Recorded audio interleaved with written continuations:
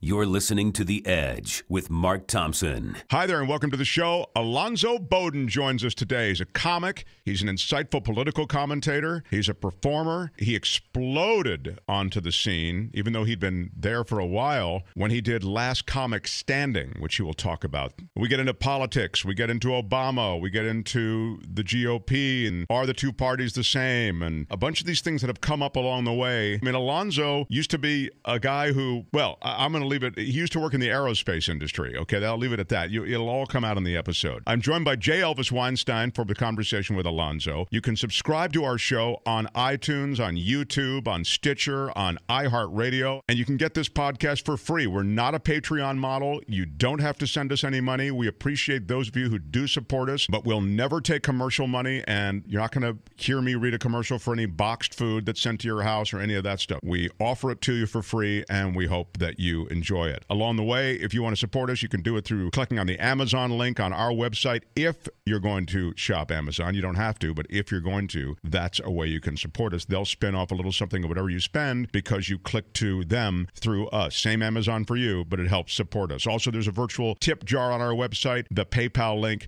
You can leave us money that way as well. Every dollar stays with the podcast. Yes, we operate in the red. Happy to operate at a deficit if you guys enjoy the show. I know you'll enjoy Alonzo Bodden. J. Elvis Weinstein joins me. Let's get started.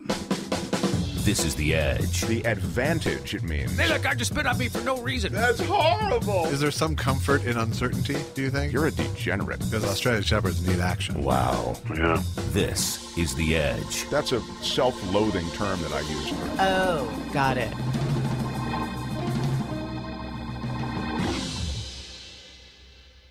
This is The Edge. Very hard to nail down Michael Shure during the lead up to any election. The midterms, very close. He is a political correspondent for I-24, also for the Young Turks. He is our regular contributor with political analysis. But as I say, it's been very hard to reach him. So, ladies and gentlemen, please, a warm welcome, because he is with us now for a very short time, Michael Shure! Thank you. Good to be here. I'm as elusive as an incumbent during the midterm. What is the story with these incumbents who don't campaign during the entire period? There are examples of that. There are extreme examples, too. Devin Nunes is having a stealth event in Tulare, California. He's running for re-election. He's the chairman of the Intelligence Committee in the House, and he is not saying where it's going to be and telling people they cannot bring their cell phones, and they have to sign a waiver that says that they will not bring cell phones and be subject to search for those. Well, I'd love to get on a Devin Nunes rant. I mean, he's not... We've Right. talked about him before. You mentioned that it's all about water in his district, and I know it is, but he's really become a tool of Donald Trump. Well, I mean, yeah, a lot of people would agree that you could have stopped right after Tool, but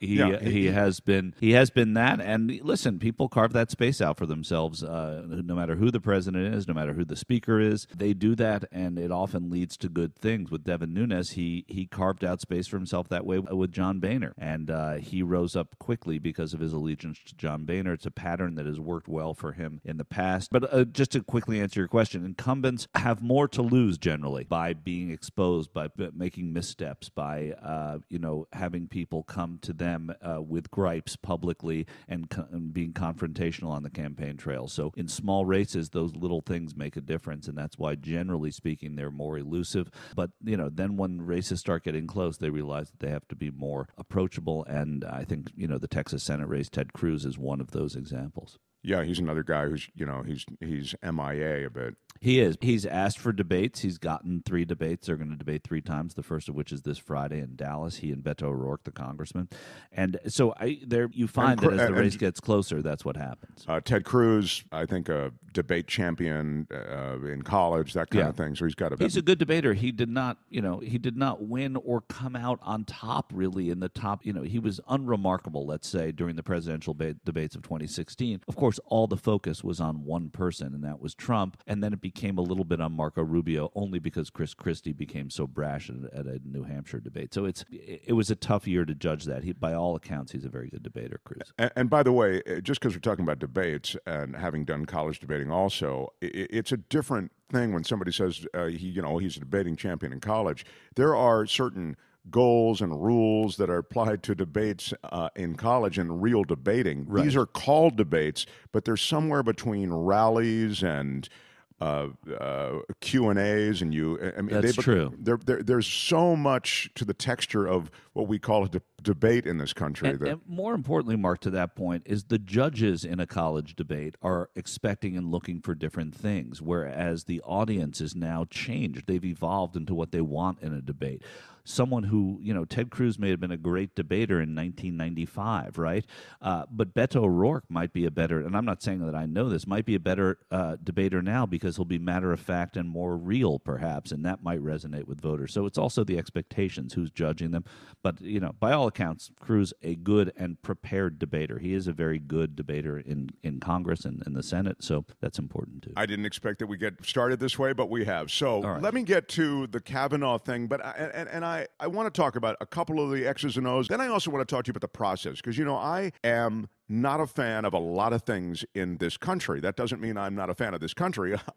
This is my country. Right. I studied abroad. I couldn't wait to get back to this country. So please, everybody, just keep your powder dry. But I do feel as though things, when it comes to process, need to change in this country. We've talked about the Electoral College, which I've never been a fan of. I'd open up the hood on Congress. I don't think congressional representation, particularly in the Senate, is reflective of population trends, of blah, blah, blah. We can talk about this. And I think this country's strong enough to take a tune-up, whatever. But right. I'm not so optimistic it's going to happen. Just to address one of those things, yes. the filibuster, which was a big part of the Senate, was designed to protect, really, what you talk about, the disproportionality of population versus representation in the Senate specifically and only. And now that the filibuster is gone, that's true. I think your argument is much more correct than it was before. But the Senate was designed to be different. It was designed to be deliberative. It was designed to foster debate. It wasn't designed necessarily to be representative the way the House is.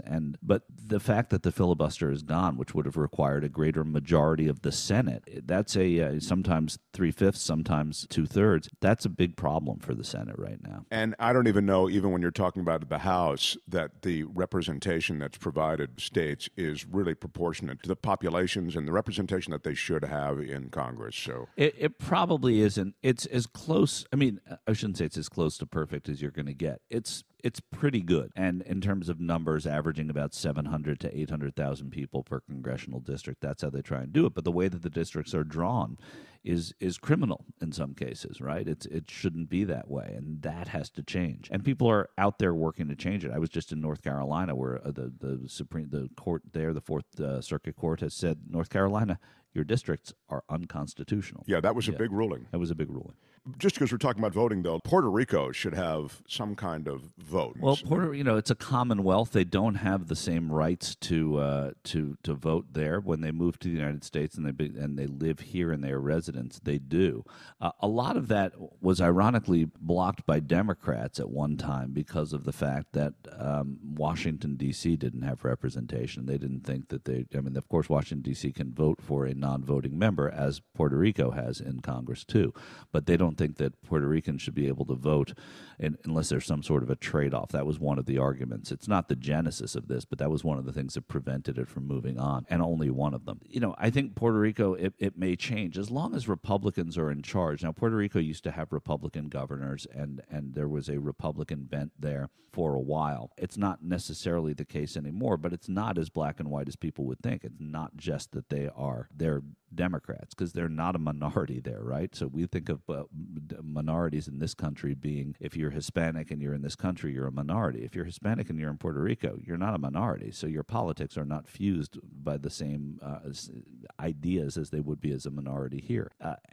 So I don't know what the fear is, but the fear is that if we give the vote entirely to Puerto Rico, I suspect people would say, well, then why are they not a state? They're not paying the same kind of taxes into this country that we are, and we have people in Washington, D.C. who are paying taxes and have no real representation with a vote for their delegate. No, it seems past due on those points, that those things have to be worked out, and these people who are governed by the United States need to be represented in a voting way in the United States. I include the District of Columbia. Yeah, and there are also ways of doing it provisionally for places like Guam, American Samoa, the Virgin Islands. Thank you. I was just about to mention the Pacific. Exactly. Yeah. So there are probably ways to design it, and a commission could be set up where there are provisional issues on which they're allowed to vote. Let's say they're allowed to vote on things affecting weather, affecting climate, affecting tourism dollars, tax bills, but they're not on defense, for example, and they're not on. So I mean, maybe defense because you have Guam and American Samoa That's with a big part of their pact. So I'm thinking You're out just thinking loud off the top. here. I understand. Yeah. So I there are ways of doing that. Washington D.C. It's ridiculous. Washington D.C. Democrats in Congress should say, because it's the right thing to do, we will carve out another GOP district in this country in order that Washington, D.C. gets a district to make it 437. Honestly, because of the fact that it would go Democrat all the time, it should not mean that it shouldn't have a vote in Congress. So if it's just about the politics of it, forget it, because the right thing to do is to give the people of D.C. a vote in Congress. This system of confirming a Supreme Court justice and this iteration of confirming a Supreme Court justice seems flawed. Yeah, it does, and it doesn't, Mark. I mean, by the same token, right, it's evolved now. In 1991, there were no women on the Judiciary Committee when Anita Hill was testifying before Clarence Thomas. But what they did to Anita Hill, they are brutalizing and threatening to do to this woman. Well, they are. I'm not defending it, but there are 4 women on that panel who are going to hear her, and you have Republicans that are being careful about this, which that's progress. But let's talk about the process, right? And the process has changed because of the fact that all this person needs is a majority of the Senate to confirm him. And that is, again, where the process is, I would say, really tainted, because you should have more than just 51. This is not a vote on whether, to penalize people for abusing wetlands in Louisiana. This is not a typical congressional vote. So when you think about that, it makes a big difference that you have a majority of the Senate giving a lifetime appointment, more than a majority, a plurality of the Senate. Supreme Court justices, should they get a lifetime appointment? No other country has that. They don't, but my vote would be yes, and people say, oh, you're a traditionalist. The truth is you see people evolve on the court, and you see people exposed to law, and law is about precedent, and precedent goes beyond a lifetime. So when you have a ruling that you make when you're 52 years old and then you're 71 years old, and you can go back to the ruling, and maybe you made a bad ruling there, you have that context as life progresses and as the country progresses. I think it's important that they have a lifetime appointment. You don't think that you can get a bit of what you're talking about by getting fresh legal minds in who are also aware of precedents? I think you can. What you can't get is the one person having the context and the precedent and the evolution, obviously, that you can't get if you replace that one person. I'm not saying it's invaluable. I see the arguments for both. I get it. I'm so disheartened by something that has just become part of this process, and I'm not saying it's necessarily by definition part of the process at all, but it's become so politicized. Its importance can't be overstated, as you just said. So in the case of Kavanaugh, though, there is an accusation of attempted rape that dates back to when he was 17 years old. It's a tough spot because I don't buy the argument that, it happened a long time ago. It shouldn't be part of this process. However, I see how if you go on that spelunking expedition to find dirt on somebody, when you get to 15, 16, 17, those are going to be juicy years to maybe find a misstep. Right. And that's when we're supposed to make our mistakes. And I'm not saying this was a simple mistake, exactly. But we're all not going for the Supreme Court either. So the fact that happened, if it's a flaw in character, it was a flaw that was made when this person was a teenager. That is when we do make mistakes. But this person is standing for the Supreme Court, and that's different. I was 17 once, believe it or not, and I didn't come close 15 years ago. I didn't come close to assaulting a woman, period, and that hasn't happened. So the idea kind of like this boys will be boys or whatever the default position is. As a boy myself, I will tell you, this aggression against women, I think, is a really, really awful thing. What they want to put this woman through, she's already had to move out of her residence. Yeah. Professor. This is hideous what she's going through, and that's because the public spectacle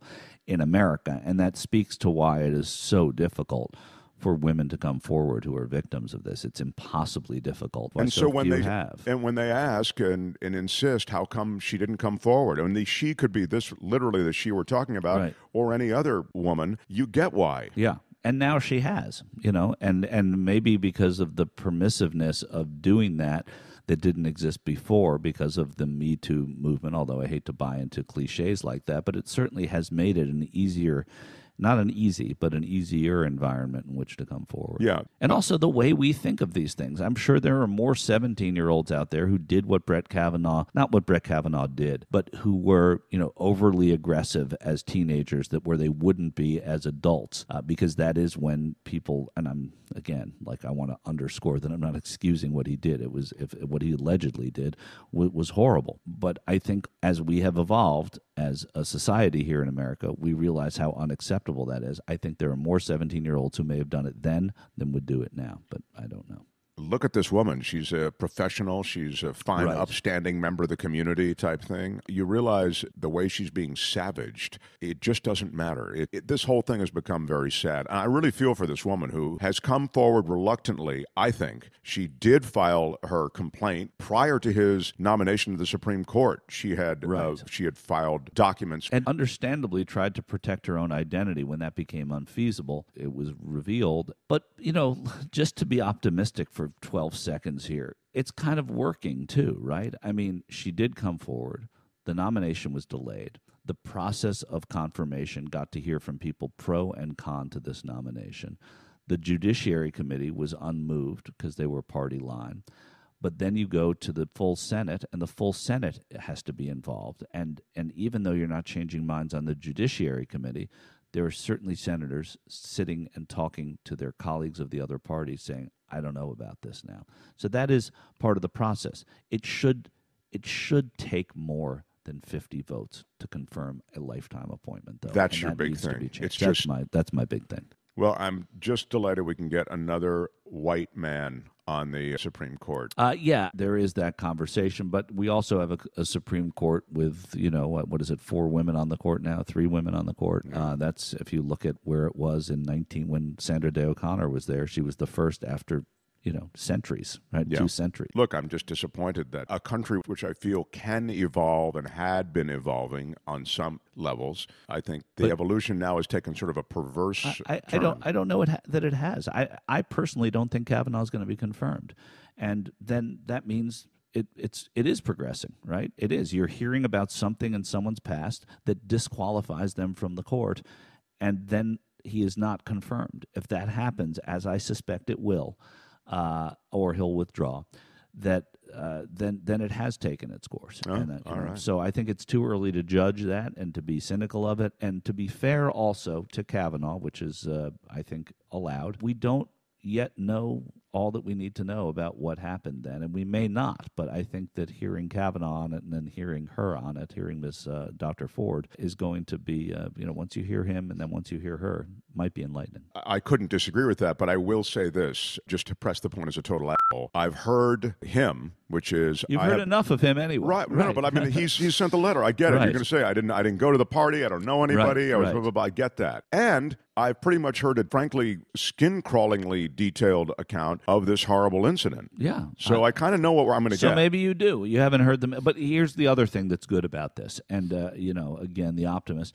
We're having an open hearing on it, right? I mean, maybe it's uncomfortable to hear a woman talk about that for some people. It's uncomfortable for her, I'm sure. But I was going to say, it's important to remember how uncomfortable it is for her. And if she is okay with it and wants to do it and thinks it's important to do it, then we're all going to benefit from that, right? But, credit to Feinstein and Grassley, too, for having this hearing in open. And I know I'm being too even-handed here almost, but honestly, I think there is good in the fact that we are where we are. It's an ugly story. I don't want him on the court, personally. I don't think he's going to get on the court. But that said, I think it's playing out, in an 11th hour way, in a proper way, too. We have to wrap up. Do you have time to hear a listener email or not? Of course I always have time for a listener email. Okay, here's a listener email. I love Mike. You're not mentioned. For this, you only need to know one thing. We had Graham Elwood on and Ron Placone in our last episode, and Graham told a story about losing his house under Obama and how he felt both parties, and we all made the point, are parties of Wall Street, and they make the point, I'm talking about Ron and Graham, strongly that somehow the Democrats and the Republicans are kissing cousins. I don't necessarily subscribe to that. In fact, I've made the point that I think the two parties really diverge on any number of issues, and you only have to look at the last couple of years to see that. Okay, that was what I said. But I agree with you about that. Okay, here you go. So Triple Vexed writes, Graham's experience was horrible, but using that story to sell the message that people should reject both parties because they're, quote, just as bad is misguided and dishonest. Democrats lost, and as a result, we all lost big time. Just throwing one's hands up in the air and declaring I'm through with the system is a petulant fantasy, he says. People like Jimmy Dore were completely reckless in 2016 by telling people it didn't matter who won, doing everything they could to lower Democratic voter turnout and helping give us an extremist right-wing Supreme Court which will be shaping our lives for decades to come, along with a government which will be taking away medical care and abortion rights for millions of people. So he's making a lot of the points, some of which we've alluded to along the way here today. As someone who was reliant on Obama in 2016 election, people like Jimmy were spitting in my face, telling me they didn't care if I lost access to my doctor because Hillary didn't deserve their vote. It wasn't about Hillary, whom I'm not a fan of in the least, he says. It was about the cliff we were sliding toward with these immature creeps standing by doing nothing. He's making the point. It sounds like he's got an issue with Jimmy as well, but Jimmy and Graham and Ron come from the same side of things, which they're public. I mean, Jimmy, I don't know. I met Ron. He's a nice guy. I met him recently for the first time. I don't know Graham, and I know Jimmy pretty well. And Jimmy's a public face on a sentiment that a lot of people share. So it's not just them. They go on to say their arrogant, simplistic, and unempathetic philosophy makes me furious. They supposedly love FDR, but when FDR was in office, they would have been shrieking that he wasn't good enough if they were at all consistent in their position. FDR put Japanese Americans in prison camps, as bad as anything Hillary did. These Puritans, if consistent, would have refused to support him and let Hitler win because FDR was morally compromised. It's madness, they say. Yeah, I agree with everything that person wrote, except for internment was as bad as anything Hillary has done. Internment was far worse, and I don't know very many bad things that Hillary Clinton has done. No, so I think... Yeah. I think I want to point that out where that's said. You may not like her. I think they were just making a point. Right. No, they were. But I just wanted to say that was far worse. And yes, I suspect that the writer of the email is correct about how, Jimmy and his ilk would have loved FDR. There was more to like about FDR than dislike, and part of the problem is this expectation of perfection, which is why using FDR is such a great example.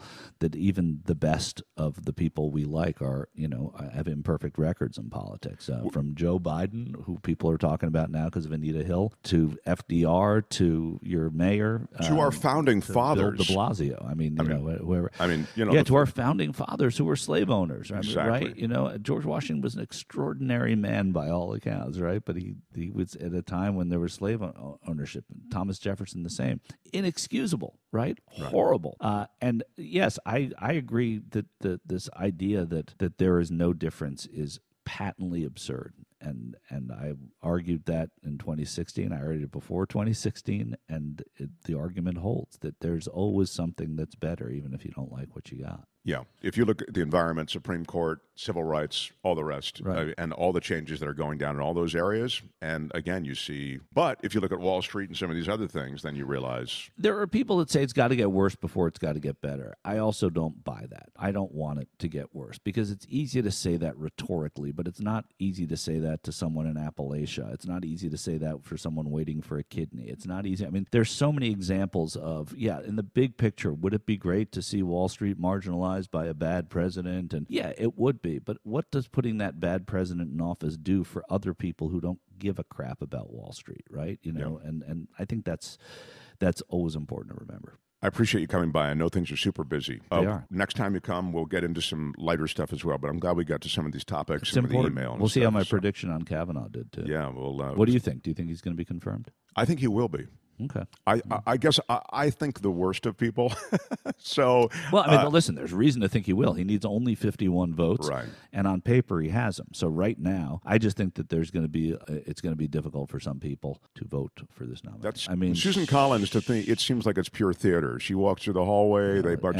And she just because she's a woman, we say that. But Lindsey Graham has been pure theater for about 2 decades now. So I think that there are a lot of people that tease you and tell you that they're going to go out with you and then say no, I've got plans Friday night. Thank you, very well put. Michael Shure, everybody. Thank you, great to be here. Thanks, Michael.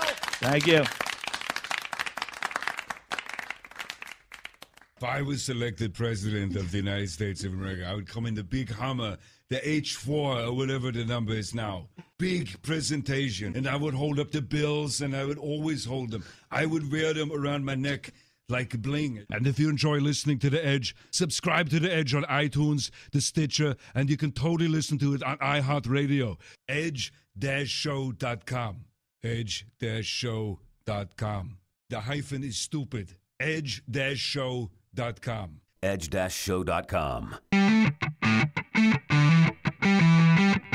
Here with J. Elvis Weinstein, and I always like to say somewhere in the show that you have a film. You're a documentary filmmaker, and your movie is streamable right now. Where can people get it, and what is it called? It's called I Need You to Kill, and it's a documentary about stand-up comedy in Asia. Follows 3 American comics, Tom Segura, Chad Daniels, Pete Lee, all very funny dudes, to Asia and the scene that's kind of springing up there in Hong Kong and Singapore and all throughout. And it's streaming on Amazon Prime.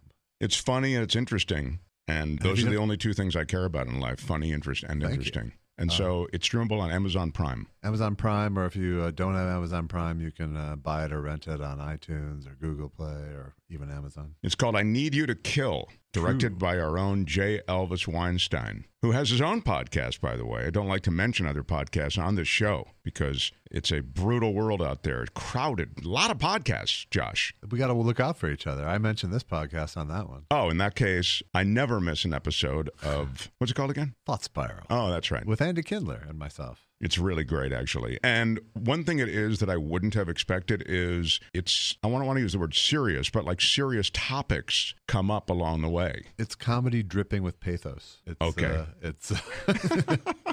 It's 2 Jews, 2 mics, 2 hours is pretty much the format. And we talk a great deal about Andy's emotional health in very honest terms. Yeah, and that's mine too, but that's more of a word edgewise sort of situation. It was the most surprising thing about the podcast is that he talks a lot about his mental health and sort of that ongoing struggle. Anyway, so check that out. It's called Thought Spiral. So you got 2 things to do with J. Elvis involved. Also, he was the original voice of Servo on Mystery Science Theater and all that kind of thing. So you can find different... Freaks and Geeks, another big thing. Cinematic Titanic box set available on Shout Factory DVDs. You can find J. Elvis's work smeared all over the internet in some kind of commercial endeavor or another. I appreciate my work being described like feces. 1, 2, check 1, 2. Yeah, I guess I'll be talking like this right about here. I guess I'll be taking the high part if we do any harmonizing. It is the case, Josh, that I, in my wild insecurity, for me to book a guy who's got a much deeper voice than myself requires great courage. That's you're a brave man. Yeah, I am. And our guest today is that guy. Funny, smart, but with a deeper voice than mine. Alonzo Bodden. Welcome, sir. Welcome. So is this show the 3 basses? Yes. Have we replaced the 3 tenors with the 3 basses? It's all about the bass. Ball. Have you ever talked to a bass singer? Like you think you have a deep voice until and then you go, oh, there's another level. Right. Yeah, there's that's an octave. I can't hit. It really is.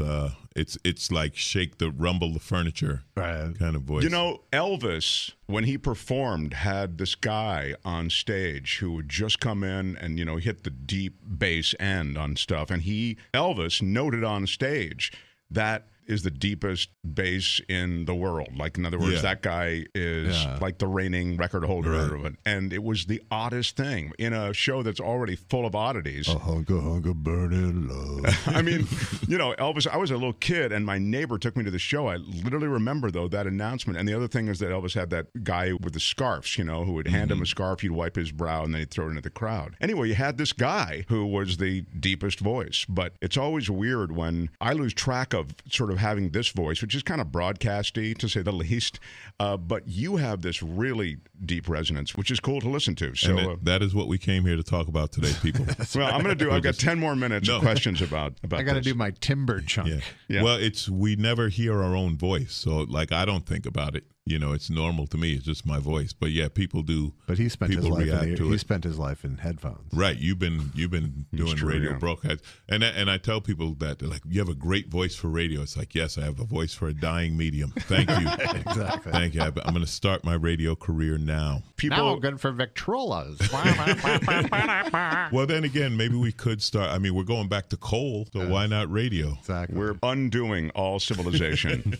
and we're in a hurry to do it. I didn't realize this, and kind of looking at your background, your mom is Honduran, was that it? Or no, my dad. Your my dad was from Honduras, and my mom is from South Carolina. And did you then have any Spanish in the home growing up? Or no, not? no. You know, it was a different time. So my dad came over to the U.S. in 1939 with his brother and his uncle.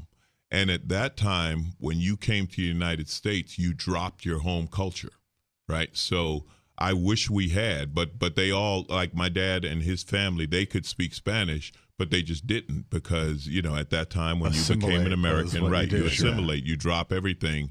And now it would be different. Now, yeah, if it were now, I would be speaking Spanish, and I wish I did. We even found out, because my dad was like very, you know, stoic. I tell people, like, compared to my dad, I'm an emotional mess. You know, he's old school, strong, silent type men didn't talk, right? And he was in World War II. And this was true of a lot of World War II veterans. They never talked about what they did or what happened in the war. My dad was in the Merchant Marine, which was the supply division of the military. So their ship ended up getting like blown up or sunk or something. He lived in Russia for almost a year and learned to speak Russian. Wow. And we never knew that until when it was like 93, 94, Clinton signed a thing that made the Merchant Marine part of the Navy so that when they die, they would get full military benefits, right? Okay. Which my dad was very proud of and very happy about. And they did a documentary, and my dad was one of the few still living who had been there. So they talked to him, and he's telling this story about speaking Russian, and we're like, what? Like, wow. You know, we went to school. We could have used that. Like, you could have pulled that out in history class, and there'd been some extra credit or something. That's a decent brag, yeah. Yeah. But so very interesting. But so that's why I don't have, even though he did take us to Honduras and we saw where he grew up and all of that, but I don't have that culture. Yeah, the pressure most certainly was to, you know, be an assimilative. And the other thing is, my dad looked black. Like, if you go to Latin American countries, particularly Central America, the people look black rather than Latin. Like, the same way in Panama and stuff. So when he came to the United States, it was just the assumption he's a black man, not that he's a Latin Latin immigrant. And that would be less fun to assimilate into. Right. You know, that had its own challenges for sure. Yeah.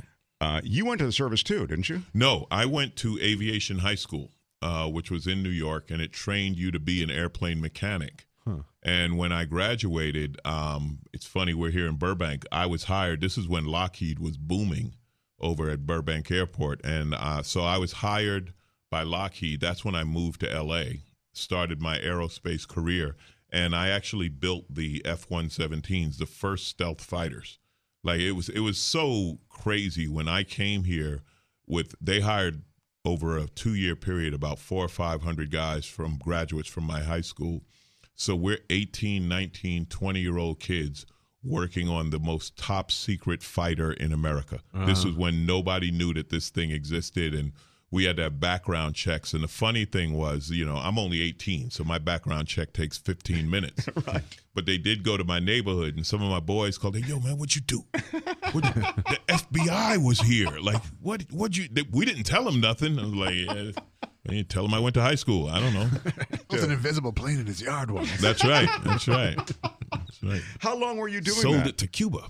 How long were you working on? I spent 12 years in aerospace. I spent 4 years working on the F-117, and I got laid off, bounced around, did some other jobs, came back and worked on it for another year or two, got laid off, and then I went to McDonnell Douglas and I started training new mechanics. That's where the comedy came in. I had more fun making them laugh than I did actually teaching. So I took this comedy writing class and tried stand-up and just never looked back. Just never looked back after that. When you were coming up in stand-up from this background you just described, was there pressure to like establish a lane? Like, you know, now they talk about this even in podcasts. Like, we do a kind of a general talk podcast. We'll have Alonzo in, and then there'll be somebody who's maybe written an article for the New Yorker or whatever. Right. But the point is, they say, hey, you'll have more listeners. This is true in radio shows if you choose a lane. And I'm wondering if the same is true in comedy. Like, you know, you do stuff about blank, whatever it may be. No, I think in comedy you find it. Unless you are a natural character or you've decided you're going to be a certain character, you kind of find it. So when you start out doing comedy, it's all about making them laugh, right? And you'll do anything, you'll say, and you talk about, it's almost like I can tell how long someone's been doing comedy by what they talk about. Because in the beginning, you'll probably talk some about your family. If you have a day job, you're going to talk about your day job, right? Then you have the bodily function era, you know. Then you have the sex, bit. And then you start traveling and you start doing some travel jokes, right? And then, when I started, there were some people, I was lucky. I got some great advice from a few different people. One of them was Thea Vidal. And Thea said, listen, you go to college for 4 years. So the first 4 years of your career, you're in school. You're just learning, And Tommy Davidson, who I opened for a while, he said, you'll find your voice. He said, it takes a few years, take 5, 6 years. He said, do everything. Keep trying stuff and you'll figure out what fits, And so, now there's a lot more, for a new comic now, marketing is your job, So there might be people who come into it with more of a sense of that, like I'm going to be this guy or I'm going to be this woman. But when I started, and it changed. Initially, I was a lot more of a storyteller and life stuff. And then I did Last Comic Standing, and it was over the course of that show and definitely after that show that I became more the social commentary guy, because I started finding looking at that was funnier than looking at me. This was during the Bush era and the war, and there was just a lot going on. Paris Hilton, Arnold was governor, and it was like, man, the world's funnier than me. Right. So I started doing that. But I think most comics had the other direction. I think most comics, at least of I was a late 80s comic. Yeah. But I started as a teenager, so the last thing I wanted to do was talk about myself. Right. But everyone then was talking about things we weren't in the story. Right. Mm-hmm. And the comics of that generation that I talk to now they've all moved closer to personal and more, the breakthroughs are now sounding more like themselves on stage. Right. More and more like themselves on stage. I definitely understand that, and I feel that sometimes. I'm still looking for what's funny about my life, Right. But I'll tell you, one of the things about doing topical, doing news, doing social, we're not advancing as a society. So it seems like you're doing the same thing over and over. Like there's only so many Trump jokes you can tell. It's just one joke. It's like today he said this stupid thing, and tomorrow he did this outlandish act, and so it's the elephant in the room, right? We were talking about this on the Turks, right? You have to talk about it, but you don't want to make your whole deal about it, No, and I think there is because like you were saying, part of being a comic is marketing now, which is being online and all this shit, I feel, like I vent my political spleen on Twitter and tend to not go there as much on stage. I acknowledge what the atmosphere that we're living in is, but I don't preach because you only there's two reactions now. There's either F you or there's you're so right. And neither are comedy responses. Right. Yeah. I guess there is just so much funny, though, in even this sort of dire circumstance that we find ourselves in. I know you've done stuff on stage about healthcare, about government. You do the social commentary. It's definitely a part of who you are on stage. And so I think your audience expects it, I would think. Oh, yeah, they do. They do. And the issues are still the issues, right? So you have... Yeah, health insurance was big. Race was big. I do a lot of stuff about, like, I've had fans come up to me and say, like, man, you're really supportive of gay and transgender people. And it's like, yeah, because the discrimination against them is ridiculous to me. So if something comes at me ridiculous, like if I'm in North Carolina and they're asking me, should transgender people be allowed to pee? I'm like, the problem isn't them. Okay, if this is your issue, I always wonder, like, how great is your life that that's your issue? You know how many problems I'd have to solve before I got to the transgenders are going to pee problem? Like, my life would be perfect if that's what I'm worried about. That is so deep in my grudge diary. Oh, yeah. That means all the bills are paid. I got a retirement. I got, I honestly can't imagine my life being so good that I'm going to be outraged because transgender people need to pee. God bless me if my life reaches that point. Just the fact that people walk around with a fear of being offended, is what puzzles me so greatly. It's like, okay, if you're offended, okay, fine. I mean, I shouldn't have to do anything about you being offended, but nonetheless, just that you walk around with the fear of it. Well, like the it might idea happen as if it's an injury. that it offends some religious freedom that you feel you have, like some religious freedom to hate. Right. It's, you know, I've said this a million times. They better hope Jesus doesn't come back. You know, they're always talking about Jesus, but if Jesus comes back, they're going to be in serious trouble, right? Jesus is supposed to love the least of us. I hope Jesus comes back as an immigrant named Jesus. I really do. And it's just like, hey, what's going on here? And, you know, I mean, you know, getting back to the transgender thing, it's just another example where the truth is completely opposite of the narrative, right? Because the narrative was that a man who's trans to a woman is going to go in the bathroom and attack some little boy or something. The truth is the man becomes a woman and then is attacked by men in the men's room.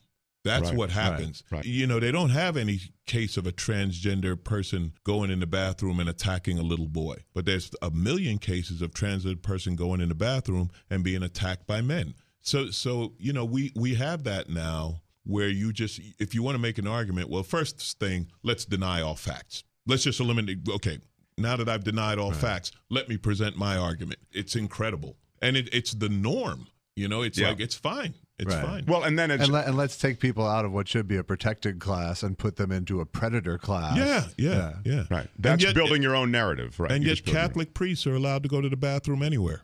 And I'm just saying, if you want to look at what's scary... Yeah, if you want to look at the X's and O's, there's a threat there. There's a definite chunk of those people that are predatory, without questions. When you've done a bunch of these things, and you did Last Comic Standing. Did you win Last Comic Standing? Yes, I was runner-up season 2, and I'm like the most fortunate person in the reality show biz that they brought us back for season 3, and I got a second chance, and I won. That's really cool. Yeah. Tell me, and for those of us who don't know that show real well, but they had a bunch of comics. They put you all in one house? Or yeah, I back did it. Then they did. I did it back when it was still a reality show element. So it literally starts out with a 2-minute audition at a comedy club in the afternoon, right? You audition for the 2 scouts, which at that time was Bob and Ross, the talent guys from The Tonight Show. Did you know what you were going to do immediately? If somebody said, hey, 2 minutes, you kind of, your mind goes, I mean, okay. I'm fortunate that I'm like a setup punch guy, so I can always cut up my act. I tell people I can do a minute or an hour because my act is conducive to that, you know. Mm-hmm. So I did you do the 2 minutes in a day, then they invite you to do 5 minutes that night. And then from there, they did that all around the country. And I think like 50 of us went to New York, and you did the 5 minutes again. Then 20 of us went to Vegas, and 10 of the 20 were going to move into the house, or in this case, the castle. What a process. We lived in a castle up in the above Griffith Park in that area. And this was for 3 weeks. And it was total like reality. Like we were shut off, no phones, no internet, no communication.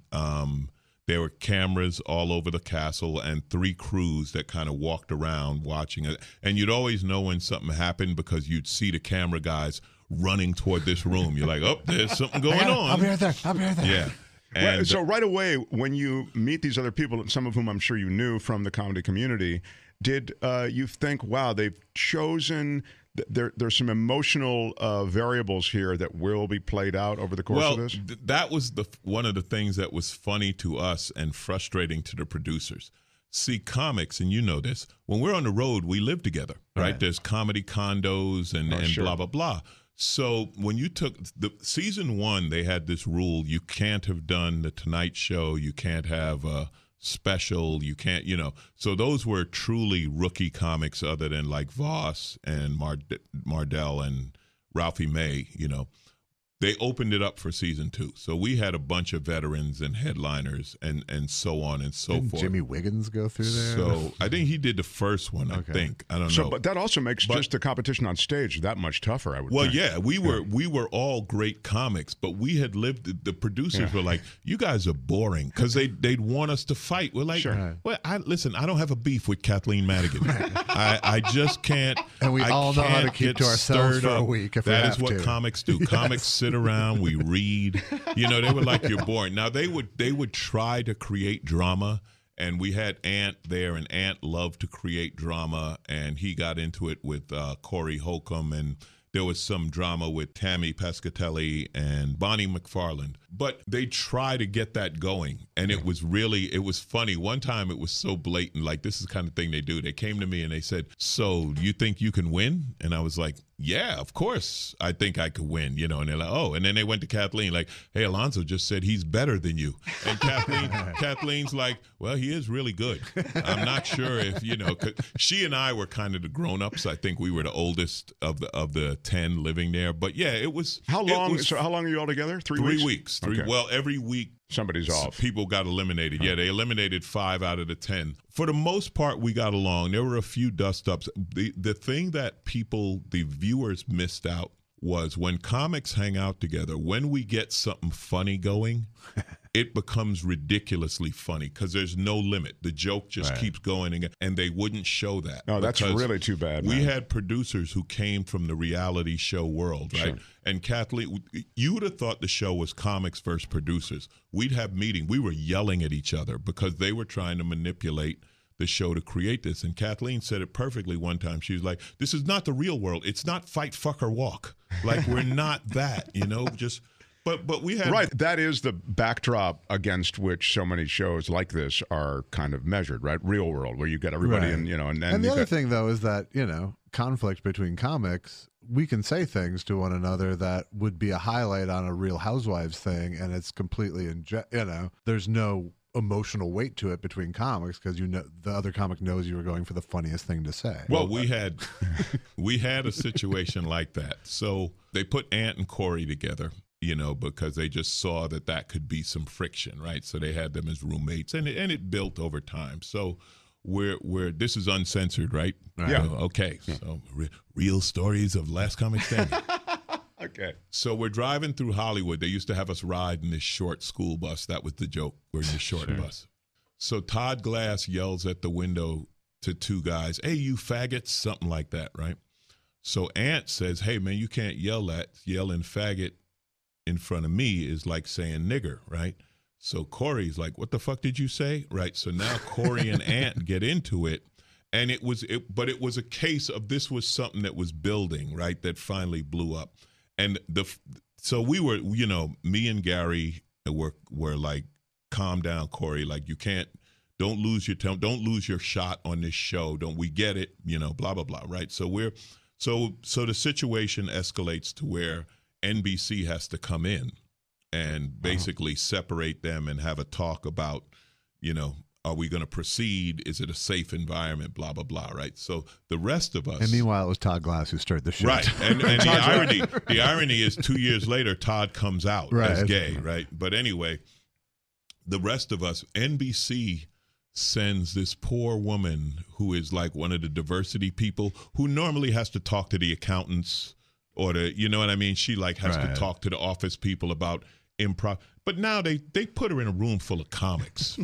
And the poor woman's talking about, so we're sitting there. So like Gary Goldman's like, listen, say the blacks start doing this, right? And I'm like, yeah, but what about the Jew?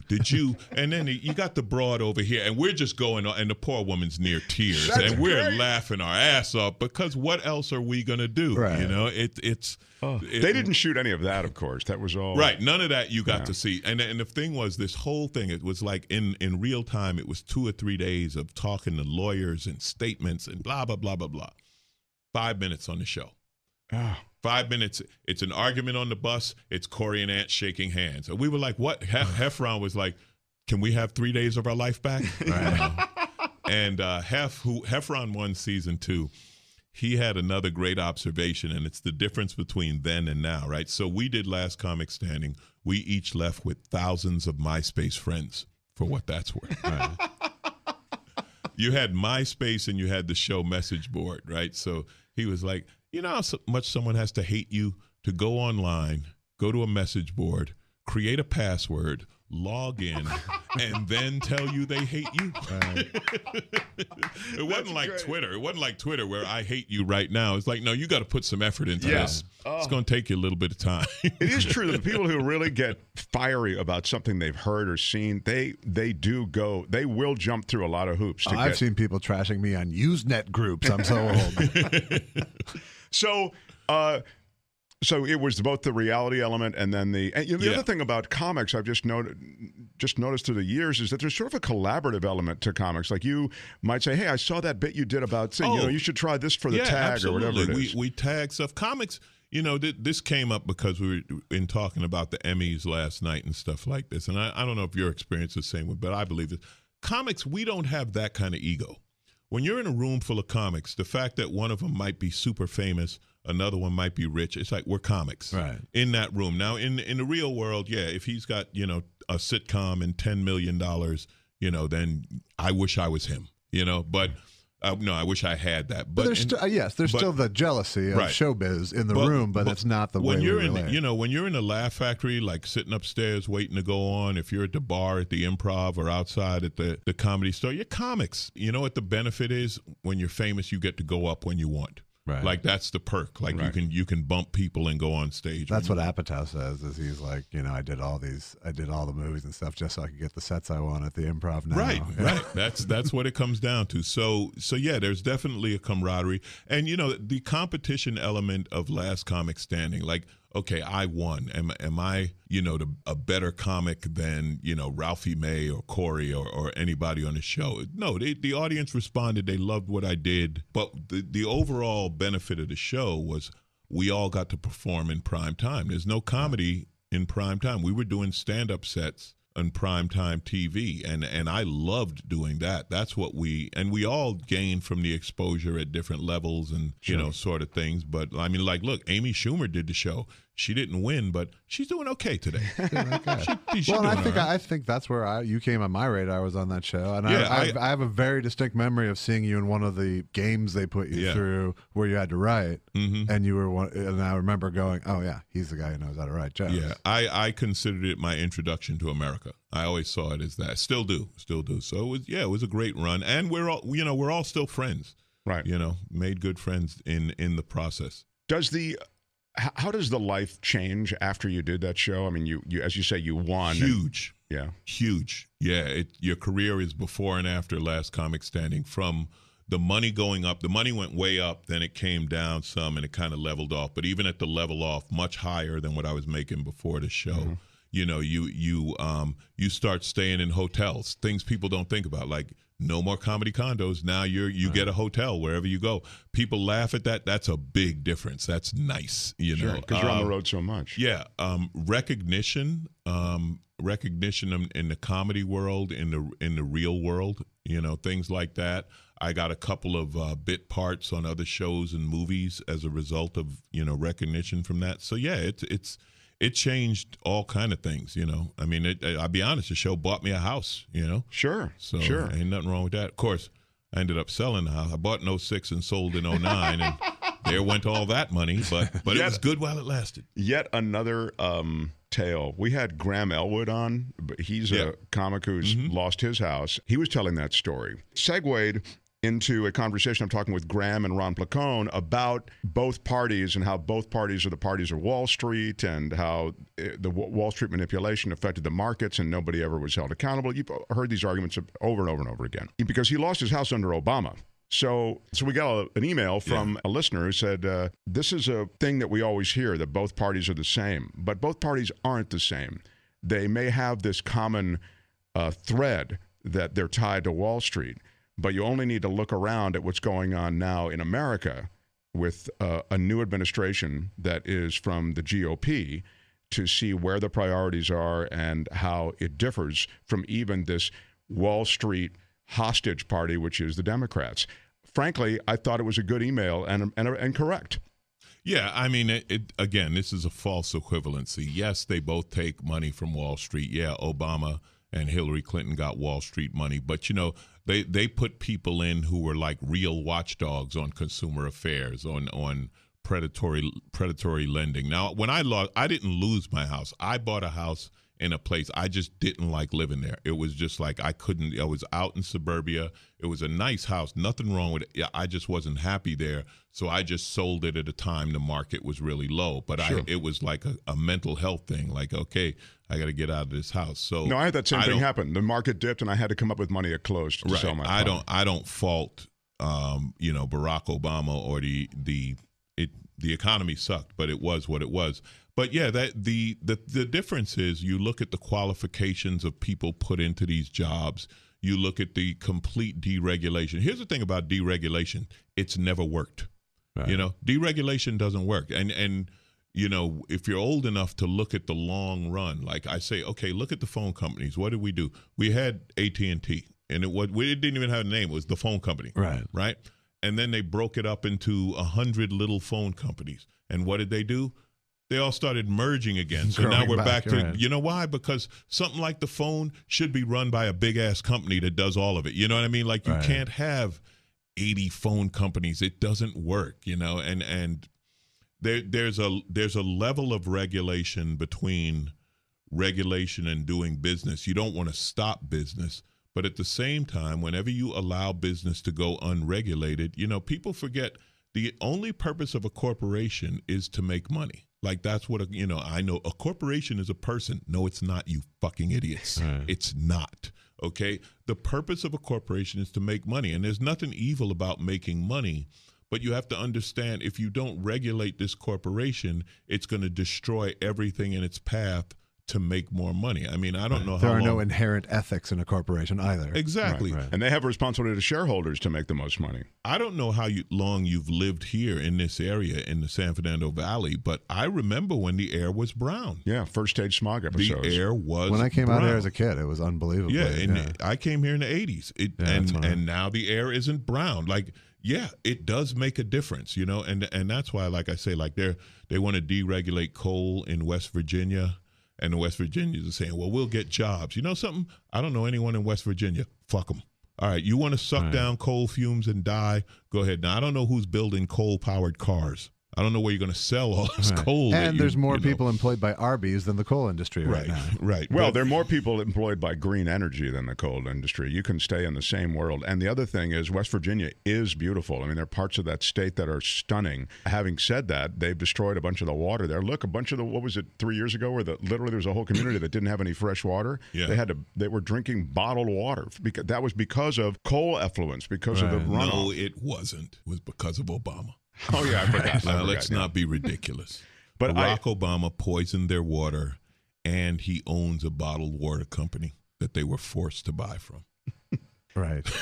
And they just deregulated the laws that even Obama had in place. Right, even the flimsy laws that Obama had in place. But certainly, as I'm sensitive to the environment, it's one of my issues just generally. And to suggest that there'll be corporate citizens who care about the environment and the planet, it's ridiculous, as you say, unless it serves their bottom line. Right. And it doesn't. And it doesn't. And even when it did, that was the funny thing. Like, there was a case of some little town in North Carolina, right, where it was one of those towns that were going broke, and they ended up getting a factory to build for green energy, and they suddenly had jobs, and the people were still sitting at the counter talking about how much they hated Obama, where like he literally saved their town, but they still hated him. And this is what I'm talking about. So you can't debate with people whose, my mind is made up. Don't confuse me with the facts. Right. It's just. No, there's a lot. I have to say, the Obama thing struck me as a lot of misplaced hate and also misinformation, the triumph of bad data, that was blown out there from Fox News Channel and other spots. But man, I never would have expected that we'd be as dug in as we are now. I mean, I really get it on Twitter, where no matter what I post, there's there are a few people who are just like on the GOP agenda. So like even with Obama, like I wasn't an Obama backer on everything. I felt he super compromised, pre-compromised a lot of things in his first 4 years where he really had power. Yeah. His first 2 years, he really had not only power, but he had currency. He had political capital. Right. But even then, when it was a Democratic Congress, they still didn't back him 100%. They were kind of like, yeah. Because they were all thinking, what if he's one term, or they had what they call them, the blue dog Democrats or red dog, whatever the hell they were. There was also like I'm sorry, go ahead. Yeah, where they still so they say, well, he had a Democratic Congress, and well, not really. Yeah. It wasn't like now where Trump says anything and they just fall into line. It's certain, Obama never had that luxury. The Democrats generally don't fall in line the way the GOP does. Right, they don't. And they're not single issue, and then they're always like reading and stuff like that, which just it screws up the work. Well, I'll tell you what they do on the and then I'll let you talk, Josh. No worries. But one thing they do on the left, and we do on the left, is we've got a purity test for everybody, and if the person doesn't pass our purity test, we can't back them. And it's very hard to pass a lot of these purity tests. The GOP, as evidenced by virtually if you're every... elected, Yeah. To get elected, you have to compromise and make all these deals, and there's so much horse trading involved. But you only need to look at what's going on now with GOP appointments and conversations to see they don't have a purity test. They have a purity test when it comes to being true on certain issues they care about. But they don't care about your background. They care about your position. I hate to disagree with you. They do have a purity test. Are you pure white? Exactly. I mean, hey, increasingly it's getting harder to be black and be on the right, isn't it? Oh, I've said for years, whenever someone says they're a black conservative or a black Republican, I'm like, no, you're not, because that's not real. It's just not real. You may have some economic interest that they're, for, or you're doing it like, what is it, Diamond and Pearl, whoever those two, Diamond and Silk on Fox, who, it's a hustle. You're making money. But in reality, how can you support a party that's openly racist and openly accepting of racism? So, you're not in. The ultimate example of that was Clarence Thomas, right? When he thought he was one of the good old boys until a scandal came up and it's like, oh, no, you're on your own. Like So, yeah, you're not going to be accepted by that party. You'll be used.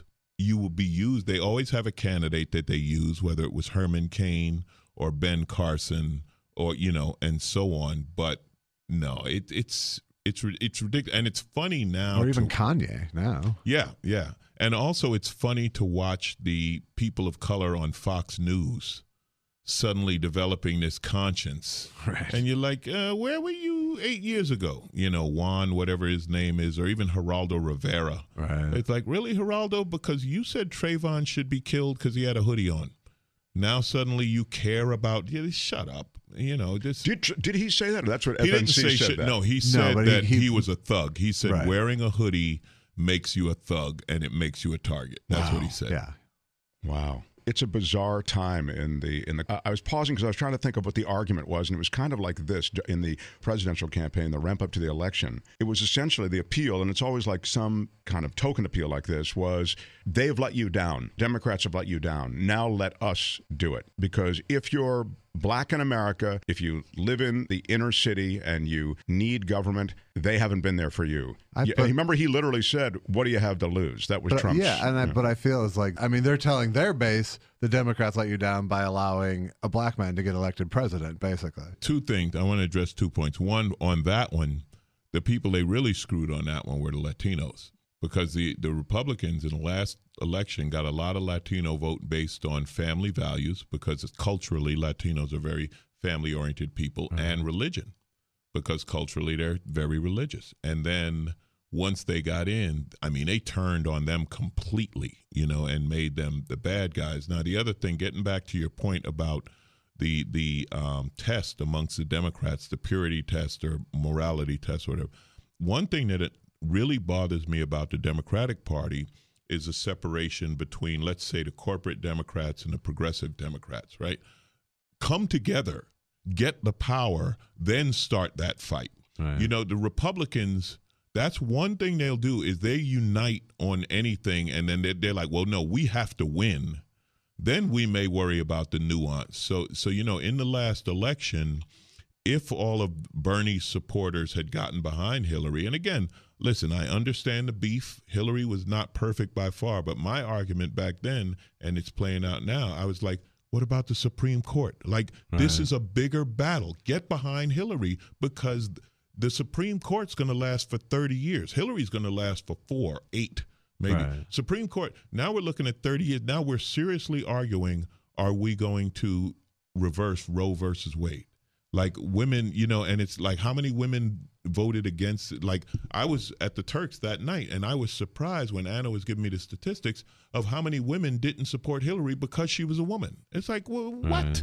Yeah. What? Because like I said, when it came to Barack Obama, listen, I had a lot of reasons to vote for Barack Obama, but he had me at black.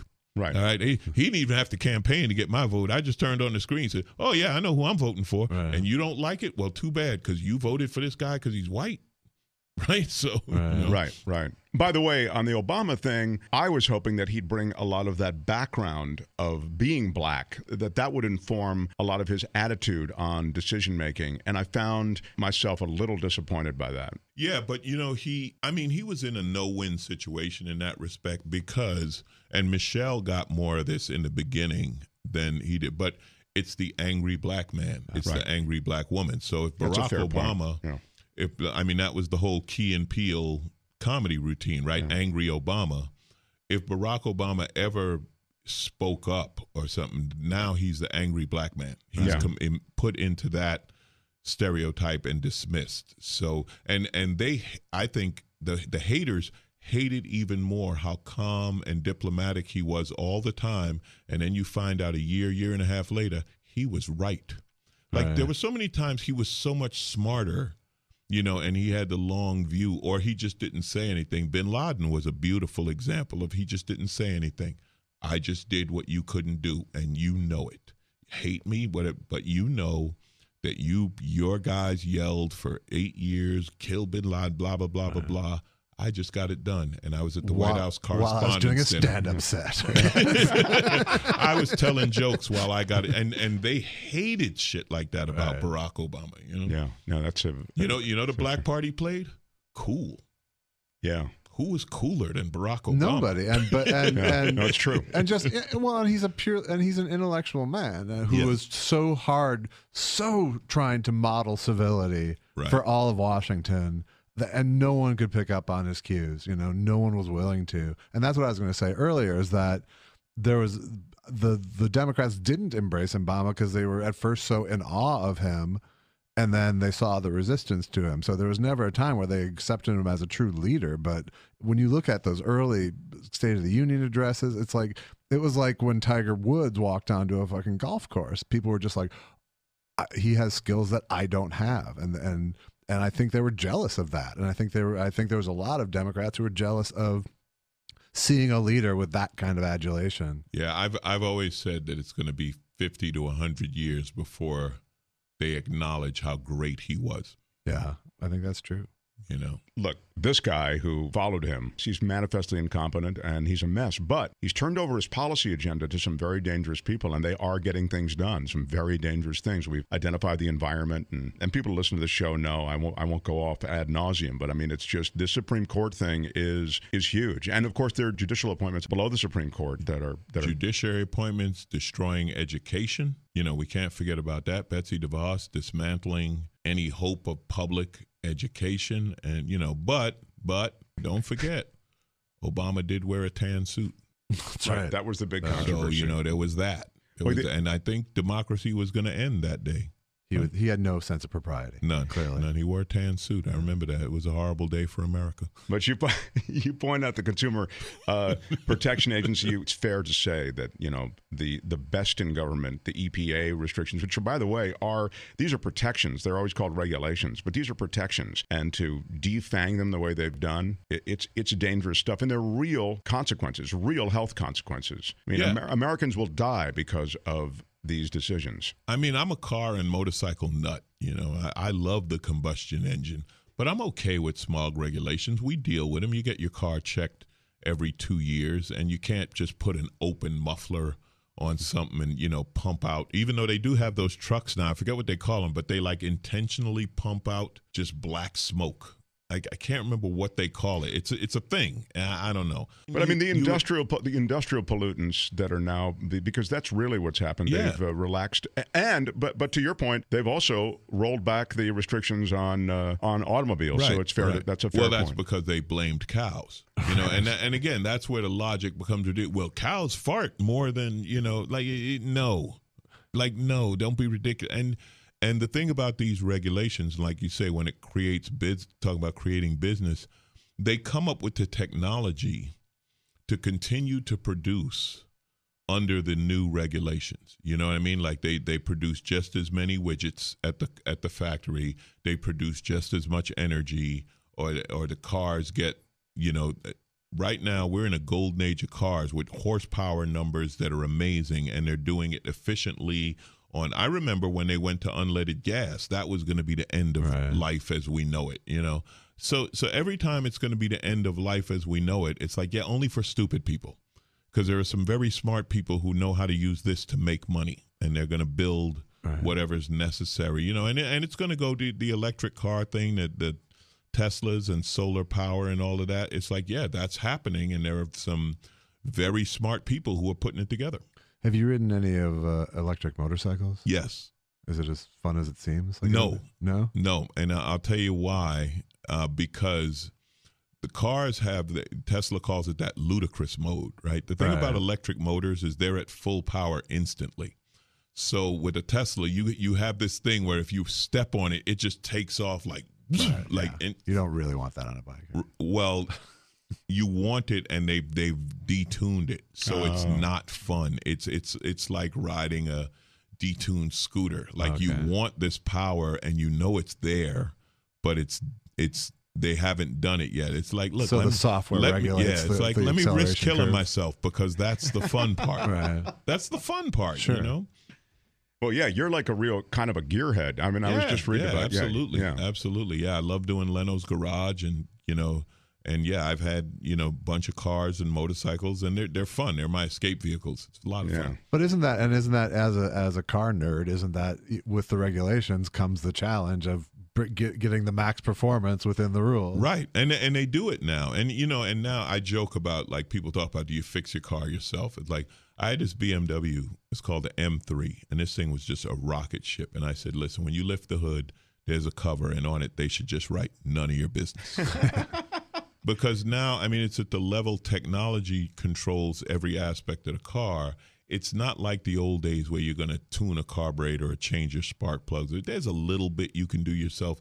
You don't do it. You plug it into a diagnostic tester. It tells you what's wrong. Wow. And people laugh about this, but everything in a car comes from airplanes. Okay, everything in your car, the technology, I'm talking about turbochargers were in World War II, anti-lock brakes go back to those days, and also this diagnostic thing. Like even back when I worked on airplanes in the 80s, the avionics guys went in and they plugged into the plane and they told the mechanics it needs blah, blah, blah, because the plane said this is overdue, this, you know, and now your car does it. Your car tells you it's time for an oil change based on how it's driven, right? It's not just miles. Your car will notice, you know, you drive hard or you drive easy, and it'll tell you this filter is due or whatever, or it'll just have the check engine light. You go in, they plug it in, and they know exactly what's wrong. Right. All of this is technology, and it works, but it's not designed for you to work on in your backyard. Now, the other side of that, so yeah, it does cost more, but the other side of it is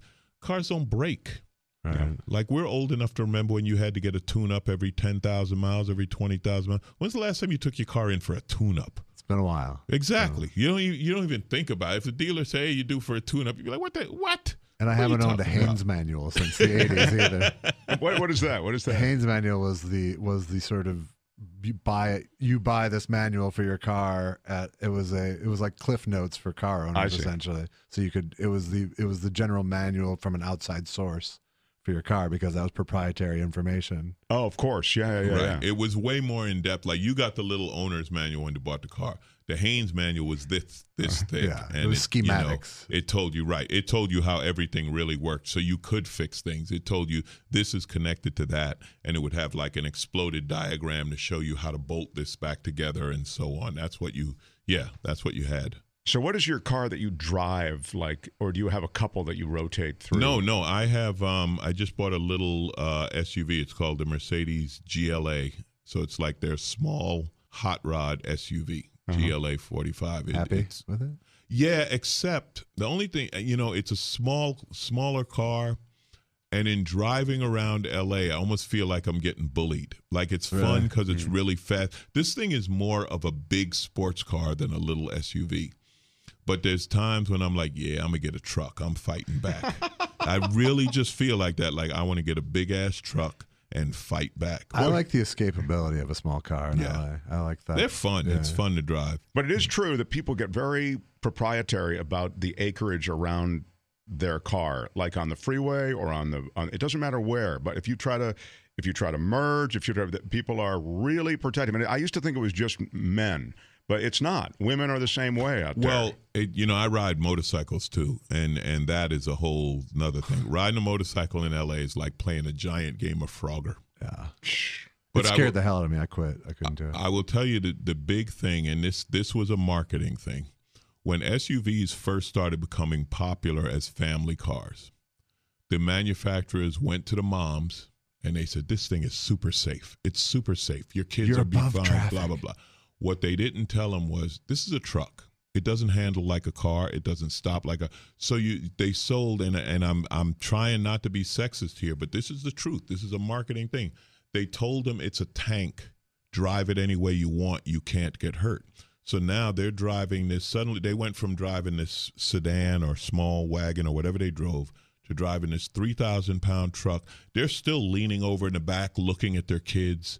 They're still, now you have the phone and this. I mean, I'm on a motorcycle. I see into car. I see what people are doing. Yeah. They're not driving. Right. They got 100 other things going on, and they told them it's safe, and they didn't teach them to drive like, oh, this is a truck. It takes more space to stop. I remember near my old house there was this church, and it had that kind of V-shaped parking, right, where you go in. And there's parking on both sides, but it's in like a V, okay? You'd watch preschool, watching the moms try to back their SUVs out. They're giant. It was hilarious. It could have been, you were one of America's funniest videos. You could have set up a camera just to watch them try to back these giant trucks out. This is before everything had a rear view camera and sensors, because it was like, yeah, this thing is big, and you got to see behind you, and you can't, So I still it was see marketing. It was marketing. Yeah, that's a really great point about I never really made the linkage, but there it is. That they market it as safe, and there were no real, but you got to learn how to drive this a little bit differently. I see the parking lot thing that you're talking about, even with the rear cameras and with all the park assist, I guess it's called. Still, it's the Wild West in the Ralph's parking lot or in wherever. I mean, it really is. They've got minivans that are as big as school buses, and they have the SUVs, as you say. Some guy did a video about, it was, I think, a Whole Foods or Trader Joe's parking lot. He did like a music video about how bad it is, because they're all, I think it's Whole Foods. Like every Whole Foods parking lot is designed poorly for cars to get in and out, and it's always a mess. I've heard you on Wait, Wait, Don't Tell Me, the NPR show. Yes. How did that come to you? It's a really good fit for you. You're really good on that show. Just with it, in the mix, you really stand out as a great venue for you. Thank you. I love the show, and it is a great fit. I had an agent who got me on, and when the first time I did it, I had no idea what it was. I had never listened. He said, "Hey, I got you this NPR panel news show." And I was like, okay, and I went and I met Peter, and we did the show, and it was like, Peter Sagal's the host, and they were just telling news stories, and I just had to jump in with jokes, and I was like, well, this is natural, this is easy. And Peter said, man, that was one of the best first timers we've ever had on, but it was because it was right. You talked in the beginning about staying in my lane. It was right in my lane of stand up, and what I've learned over the years is, it's more important to be funny than to win. Like, you get a point for getting the right answer, but it's more fun for me to be funny than to worry about getting the right answer. And the fans on that show are oddly, like, NPR, like rabid NPR nerds. Like the people who love that show, and I'm amazed at how broad the audience is. I mean, I've been to Pakistan, and people are like, yeah, we listen to NPR on the podcast. Dave Chappelle, I bumped into Dave. He's like, man, I like you on Wait.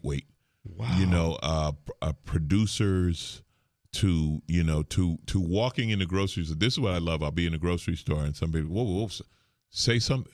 You're Alonzo Bodden. They know my voice now. They know me by voice, which is very cool. And but it is the widest demographic you can imagine that listens to that show, and it's always fun. And we're doing it next week. We're going to do it here. I'm doing one at the Greek Theater. Oh, that'll be great. And in December, I'm doing one at Carnegie Hall. Oh, cool. Jeez. So it is. It's an amazing show with a huge following, and it's a lot of fun. Peter, it's one of those things. He's the perfect host. Mm-hmm. He's a very smart, funny guy. Comes from a writer background, and he sets you up perfectly, and he lets you do your thing, but still keeps it under control. So great show. Does the panel rotate? Or Yes. Okay. They have a group of panelists. I don't even know how many are in the group right now. And each show, it's going to be different combinations. And the fans have certain favorites.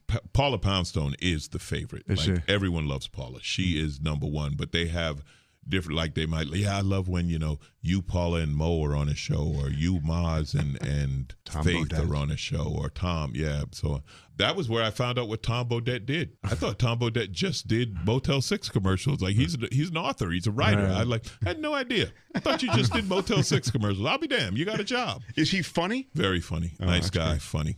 Yeah. Mm-hmm. That's wild. When you on that show, they present a bunch of stuff. Do you literally just show up, sit down, and then you don't know what's coming, or do they tell you, "Hey, we're talking about this today"? Don't know what's coming. I mean, I'm kind of a natural news junkie. I like reading the news. The only thing they give you in advance is a game called Bluff the Listener. So they'll have some crazy story, right, and then they'll give one person the real crazy story. Then the other two people have to write fake stories that sound similar or use a similar element. Oh, you have to write those? Yeah, okay. And if you fool the listener who's playing which game, if you fool them with a fake story, then you get the point. Like you win that right. one. So we had one of them I won that I always remembered. It was about statues. Like they built a lot of times it's just some random thing. So some country, they built a statue that they could change the face on, blah, blah, blah, And so my fake story was the Michael Jordan statue in Chicago. They changed the sneakers every time new Air Jordans come out. Oh, that's great. And they bought it. That is totally believable. It's totally believable. That's why they bought it. Yeah, it's funny enough, but also, and it was like the guy hates doing it because he has to make a bronze cast of the new shoe and get it on the, but.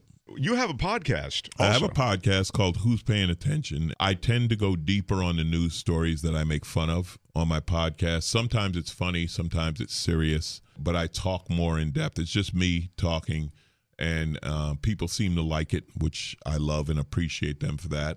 And I've also released a new CD. It's called Man Overboard. Recorded it on a jazz cruise gig, which is another world I work in that I love, the world of jazz. Now, you want to talk about an audience, like these are people who are smart, creative, open, just like jazz music, and I love that audience. So I recorded the show on the cruise, and it's available on iTunes and Amazon, and so that's great. What's going on. Does are you a musician at all? No musical talent. That's why I love jazz in particular, because they're the best musicians. Yeah. And so the creativity, I think that's where I relate to him. But no musical talent whatsoever. My brother said it once. He said, I can play CDs. That's my gift. Well, I think comedy, and I've said this before about broadcasters in relation to comedy or just in relation to stuff. I feel like comedy riffing is a sort of jazz. Now, you being a jazz aficionado, you'll pardon me. Maybe this is a parallel that's tortured, but. Sorry, I didn't mean to interrupt you, but it was one of the highest compliments I got when they were like, yeah, man, you're doing jazz. Because I'll do improv, and they're like, that's straight jazz, what you do. When you take one idea somebody said, and then you do a 5-minute riff on that, they're like, that's exactly what we do. We hear somebody play something, and then we go off on that. And they said, yeah, that is jazz. And then getting back to like the bass line, or I don't know if that's the terminology, but whatever jazz. The melody for them. Thank you, the melody. Yeah, and the head, as they call it. What's that? The head, as they call it. Is that right? That's what they call the melody. So anyway, it's really cool to see it comedically. Like you'll go and then you'll get back to Again, I love it, and it's about this, Josh. When you too, Mark. But when people from another genre, another talent that you admire what you do, it's like, yeah, thank you. You know what I mean? Yeah. It's because it's unexpected, especially when they know it. You know who knows comedy and who blew my mind in talking to? John Mayer. Really? And John Mayer, we had this whole conversation, and he kind of related writing a comedy set to writing a song, like how you put it together. And it was like, wow, this guy really, like, he knows what he's talking about, and he's into it. It was very cool. Well, he is pals with Chappelle, I think, right? Yeah, he's friends with a lot of comics. Yeah, right. Jeff Ross. And when I met him, he was hanging out with Jeff Ross at the Laugh Factory. But yeah, he's into it. Cool. Yeah, that connection where you connect in that place as an artist, where you go, I can feel what's going into your thing in the same way my thing goes into my thing. Yeah. But his thing involves a lot more women. Oh my God. Oh yeah, that's God. not even But close. more practice alone in a room. Yeah, boy. I like that. I never thought of that. You're right. It's so much fun to have you on, man. I really appreciate you coming Mark. by. This was very cool. Yeah, I'm really glad great. I finally found it. Yeah, getting to this studio is like Lord of the Rings. I mean, it really is not easy to find. This is one of those things that even though you see it from the street, you don't know where it is. But from the street, once you get to the parking lot and then you come upstairs, like if you're any of your list, like if any of the crazies who don't like you, you're safe here because they'll never figure out how to get here. They'll just be walking around out in the plaza mad. What you missed is outside at night when the doors are locked. That's all it is frustrated stalkers. It's a bunch of younger people who are, but I mean really young teenagers, mostly women, who are waiting for artists from Kiss FM because the music station's upstairs. They come down, and then so you'll see this collection occasionally that looks like it's groupies waiting for that. But during the day you don't get it because they've all made their way. And again, in comedy, you just don't see that. You did a. I don't know if it was a bit or an interview bit once about how you're only a star in the club you're working in. That's right. You when it comes to like, how do you meet women? It's like, listen, for 45 minutes after your set, you are the coolest man in the world, but you can't leave the club. Do not leave the club. Because the minute you go to the bar down the block, you're just another schmo. You're just another guy at the bar. But if you got this one time where you come off stage where you got to close. You know what I mean? This is it. We should go. No, we shouldn't go anywhere. We shouldn't go anywhere. We just stay right here where I am somebody. I love it. That's a great take. That's a great take. So true. You have AlonzoBodden.com, or where can? Yes, that is exactly. That's my everything on social media is at Alonzo Bodden, except my Instagram, which is at ZoFunny, ZoFunny. So there'll be a link to AlonzoBodden.com. Not that you couldn't find it on your own, but it'll still be on our website at edge-show.com. And thanks for hanging out with us. Thank you. This was great. Nice meeting you, Josh. Nice to meet you, too. Great talking with you. Thanks, Josh. Thank you. All right. Thanks, everybody. Bye-bye. Loved having Alonzo in. Thank you for joining us. You can support our show in all the ways that I've reviewed many times with you, so I shan't review them further. But I will tell you that if you want to reach us, it's edgewithmarkthompson@gmail.com. Until next time, bye-bye. If you enjoy listening to The Edge, support them by subscribing to The Edge on iTunes, Stitcher, and you can listen through the iHeartRadio app. Get busy listening.